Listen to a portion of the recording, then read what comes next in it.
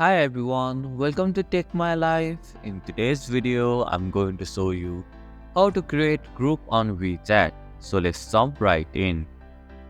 First, open the WeChat app on your device. Tap on the plus icon from the top right corner of your screen. From the menu, select the new chat option.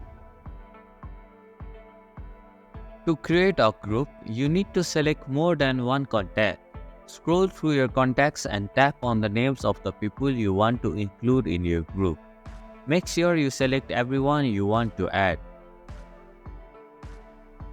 Finally, once you have selected all the contacts, tap on the Done button from the top right corner of your screen. This will create your new group.